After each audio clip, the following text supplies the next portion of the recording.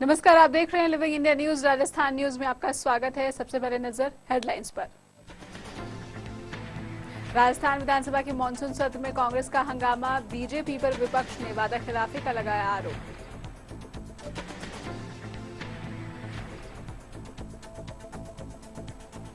राजस्थान के wanted gangster Anandpal Singh पर इनामी राशि बढ़ाई गई, 1 लाख रुपए से बढ़ाकर 5 लाख रुपए की गई इनामी राशि।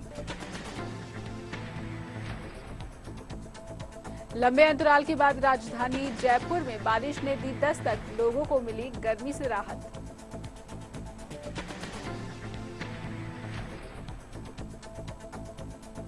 राजस्थान विधानसभा में मानसून सत्र को शुरू हुए 2 दिन भी नहीं हुए हैं कि सत्र हंगामे की भेंट चढ़ गया है। सदन में विपक्ष ने महिंद्रा मामले को लेकर हंगामा किया। कांग्रेस के विधायकों ने महिंद्रा मसले पर वादाखिलाफी का आरोप लगाते हुए कहा है कि महिंद्रा ने कुल 1,30,000 नौकरियां देने का वादा किया था, लेकिन 10 साल गुजर जाने के बाद केवल 6,500 नौकरियां ही लोगों को मिल सकी हैं। कांग्रेस ने कहा कि भाजपा ने लोगों के साथ खिलवाड़ किया है।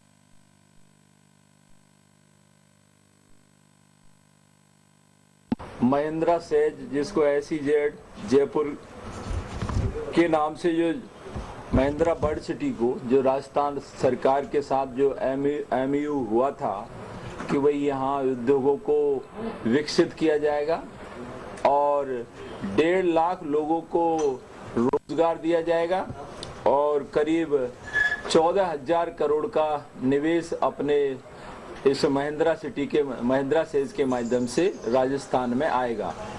लेकिन इन्होंने 1,000 एकड़ भूमि में से 500 एकड़ भूमि, जो नॉन प्रोसेसिंग एरिया जिसमें उद्योग नहीं लगना था, उस एरिया को भी, जिसमें आपके पार्क है, स्कूल है, हॉस्पिटल है, लेकिन उन्होंने उसकी आवश्यकता को समाप्त करते हुए और एक प्राइवेट बिजनेस हाउस को कम कीमत पर जमीन देकर हजारों करोड़ का फायदा महिंद्रा सेज को पहुंचाया कि 350 मीटर के हिसाब से जमीन दी है इन्होंने। उस समय उसकी DLC रेट 5,000 से 10,000 वर्ग मीटर रेट थी, तो उसकी जो अपन कह सकें 14 लाख रुपए एकड़ के हिसाब से मान लें उस जमीन को, और आज जो रेट है वो उसकी करोड़ों में है। तो इस प्रकार राज्य सरकार को जो घाटा हुआ है तो 7,000 से 8,000 करोड़ का। इधर जयपुर पुलिस ने वांटेड गैंगस्टर आनंदपाल सिंह पर घोषित इनामी राशि को 1 लाख रुपए से बढ़ाकर 5 लाख रुपए कर दिया है। DGP मनोज भनोट ने इनामी राशि बढ़ाने का ऐलान किया है। 16 दिन के बाद भी फरार आनंदपाल पर पुलिस के हाथ अब भी खाली हैं। सरकार की स्वीकृति के बाद पुलिस ने घोषित इनाम की राशि बढ़ा दी है। राज्य सरकार की तरफ से इतनी बड़ी राशि का ये तीसरा मामला है। और अब आसाराम की खबर। नाबालिग से यौन शोषण के आरोप में जेल में कैद आसाराम को आज कड़ी सुरक्षा के बीच कोर्ट में पेश किया गया। तीसरे दिन आसाराम जब कोर्ट पहुंचे तो मीडिया द्वारा पूछे गए सवाल पर उनके कुछ समर्थक अब भी कोर्ट आ रहे हैं, इस पर उन्होंने अपने मुंह पर उंगली रखकर चुप्पी साध दी और चुपचाप कोर्ट में चले गए। लंबे अंतराल के बाद राजधानी जयपुर में बारिश ने दस्तक दी है। उमस और गर्मी से कुछ हद तक यहां पर लोगों को निजात मिल गई है। इस बात को लेकर लोगों में काफी खुशी की लहर देखी जा रही है। तेज हवाओं के साथ शहर में 2 घंटे तक तेज तो कहीं कम बारिश दर्ज हुई है। बारिश थमने के बाद लोग अपने घरों से बाहर निकल आए और पिकनिक स्थल पर चहल पहल दिखाई दी। तेज बारिश के बाद तापमान में 1.7 डिग्री तक की गिरावट दर्ज की गई है। जोधपुर नगर निगम के 800 सफाई कर्मचारियों के 25 सितंबर तक अवकाश लिए जाने पर शहर में सफाई व्यवस्था चरमरा गई है। शहर के सभी सफाई कर्मचारी जैसलमेर के कलजुगी अवतार बाबा रामदेव मेले में पैदल यात्रा पर चले गए हैं। नगर निगम के अधिकारी देवेंद्र सलोचा ने कहा है कि बाबा रामदेव में सफाई कर्मियों की आस्था है और इसी के चलते सफाई कर्मियों ने सामूहिक तौर पर अवकाश लिया है। शहर में अभी श्रद्धा और आस्था का मेला, बाबा रामदेव का मेला चल रहा है और उसी के कारण से कर्मचारी जो कि सभी इसी वर्ग से हैं और वो बड़ी आस्था रखते हैं बाबा रामदेव में, तो इसी मेले में गए हुए हैं सभी लोग और बमुश्किल 3-4 दिन का ये मसला है। 3-4 दिन के बाद में सभी वापस ड्यूटी पे आ जाएंगे और हमने अभी ऐसा एडजस्टमेंट कर रखा है कि जहाँ पर वर्कलोड थोड़ा कम हो या जहाँ पर कचरे की आवक थोड़ी कम होती है, वहाँ से हमने हमारे स्टाफ को उन जगह पर शिफ्ट किया हुआ है जहाँ पर कि ये स्टाफ ज़्यादा बार गया हुआ है, उधर शिफ्ट करके, और बाबा रामदेव के मेले के कारण से जहाँ पर प्रेशर ज़्यादा है, जिन रोडों पर लोड ज़्यादा है, वहाँ पर हम लोगों ने इनको शिफ्ट किया हुआ है। और इस करते हुए एक वैकल्पिक व्यवस्था हमने तारतम्य में बिठाया हुआ है जिससे कि शहर की सफाई व्यवस्था न बिगड़े, और हम करीब करीब उसमें सफल हैं और व्यवस्था में ऐसा कोई विशेष कोई प्रभाव उसका नहीं आया है। इधर राजस्थान के बेरोजगार शिक्षकों ने अपनी मांगों को लेकर वसुंधरा सरकार के खिलाफ जमकर प्रदर्शन किए। प्रदर्शनकारियों ने वसुंधरा सरकार पर निशाना साधते हुए कहा कि वो अभी शिक्षकों की एकता शक्ति से बेखौफ है। बेरोजगारों की मांग है कि REET के जगह पर RTET लागू कर दिया जाए। इस साल में परीक्षा का 2 बार आयोजन कराया जाए। साथ ही शिक्षकों ने अलग से पेपर का आयोजन कराए जाने की भी मांग की है ताकि शिक्षा का स्तर बना रहे। पहली चीज तो ये कि सरकार के जो नुमाइंदे हैं उनको यही मालूम नहीं है कि शिक्षक भर्ती करवाई कैसे जाए। अभी मिसगाइड हो रही है सरकार की मशीनरी पूरी।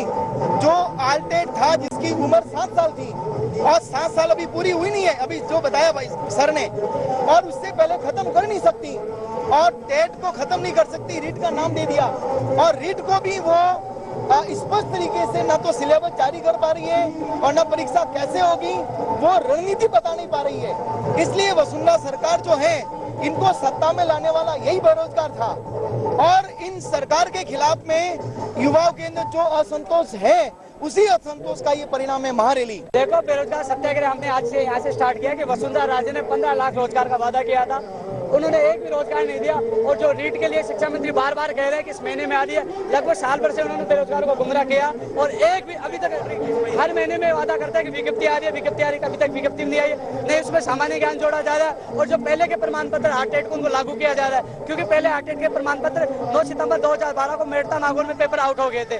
काफी लोगों के 85% से पहले ही मार्कशीट है, ऐसे में विद्यार्थियों को मौका नहीं मिलेगा। हम इस चीज का विरोध के लिए यहाँ बैठे। मीना और मीणा विवाद को लेकर आदिवासी जनजाति समुदाय के लोगों ने विरोध प्रदर्शन किए हैं। राजस्थान हाईकोर्ट के फैसले के बाद मीणा समाज के लोग काफी आक्रोश में हैं। हाईकोर्ट का फैसला था कि मीना मीणा दोनों जातियां अलग अलग हैं। इस विवाद पर सरकार ने समाज के कई प्रतिनिधियों के साथ बैठकर समाधान का आश्वासन भी दिया है। मीणाओं का कहना है कि सरकार को अपना फैसला वापस लेना होगा, वरना मीणा समाज के लोग उग्र प्रदर्शन करेंगे। जोधपुर शहर में पिछले कई महीनों में 4 बड़ी चोरियों की वारदात को अंजाम देने वाले गिरोह के मुख्य आरोपी को पुलिस ने गिरफ्तार कर लिया। पुलिस ने आरोपी को रेकी करते बाइक औजारों के साथ रंगे हाथ गिरफ्तार किया। पूछताछ में आरोपी ने आधा दर्जन जिलों में 3 दर्जन से ज्यादा चोरी की वारदातें भी कबूल कर ली हैं। पुलिस ने आरोपी को कोर्ट में पेश किया है, उसका रिमांड भी ले लिया है। अभी बाकी के आरोपियों की तलाश की जा रही है। 2 मास से जोधपुर शहर में पिछले 2 मास से जोधपुर शहर व आसपास के इलाकों में एक रात के समय मकान के अंदर घुसकर गिली तोड़ के अंदर घुसकर चोरियां हो रही थी, जिसकी हमारे बनार थाना, सूरसागर, शास्त्रनगर वगैरह में वारदातें हुई थी। उसके पश्चात श्रीमान CP साहब के निर्देशानुसार हमारे थाने की एक टीम बनाई गई, जिससे हमारी टीम के द्वारा कल एक रामूतार नाम के सनो बैराजी जाति पारदी निवासी बिलाखेड़ा MP को दस्तियाब किया। उससे सघन पूछताछ में सामने आया कि उसने ये जोधपुर शहर में करीबन 4-5 वारदातें करना स्वीकार किया, और वह पूछताछ में ये भी बताया कि पूर्व में भी हमारी टीम के द्वारा हमने फलोदी तहसील में और चूरू, अजमेर, कोटा, बारा, हरियाणा में काफ़ी वारदातें की जिनमें हम गिरफ्तार हुए थे। वहाँ से अभी अब ये मतलब दोबारा पेशी पे नहीं गया है, यहाँ वारंट जारी है।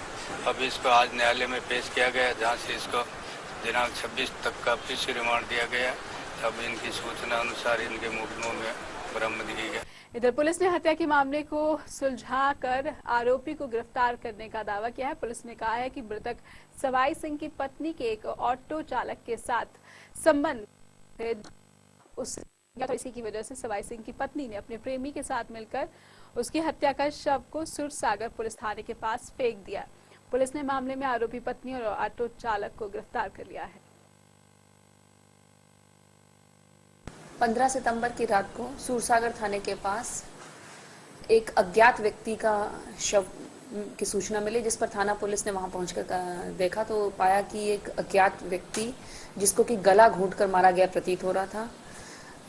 जिस जगह पर मारा गया घटनास्थल पर, वहां ऐसा लगा कि इस जगह पर नहीं मार के कहीं और उसको मारा गया और यहाँ लाकर उसको फेंका गया है। घटनास्थल से जो साक्ष्य जुटाए गए उसके अनुसार टायर मार्क्स, जिस व्यक्ति को मारा गया उसके गले में जो कपड़ा था, उसके आधार पर ऐसा लगा कि किसी टैक्सी मिलाकर इसको यहाँ फेंका गया है। और वो जो जिस कपड़े से मारा गया उसमें टैक्सी वगैरह में यूज होने वाले कपड़े, उस तरह के साक्ष्य जब हमें मिले तो हमने इस आधार पर जो जांच की, उसके आधार पर हमें एक व्यक्ति पर संदेह हुआ। उस व्यक्ति को हमने कल दस्तयाब किया और रात्रि में, और अब जो हमें जानकारी मिली है उससे कि उसने सवाई नाम का व्यक्ति था जो एक अज्ञात शव था और नागौरी गेट का रहने वाला था। इसने आपसी लड़ाई में उसको मुक्का मारना और उसके बाद गला घोंटकर मारना स्वीकार किया है। किस वजह से इसने उस व्यक्ति की हत्या की, क्या कारण रहे, इसके लिए अभी जांच पड़ताल जारी है और जो भी इसमें खुलासा हो पाएगा हम आपको बताएंगे। इसी के साथ राजस्थान की खबरों में फिलहाल के लिए इतना ही। देश दुनिया क्षेत्रीय खबरों के लिए आप देखते रहिए लिविंग इंडिया न्यूज। नमस्कार।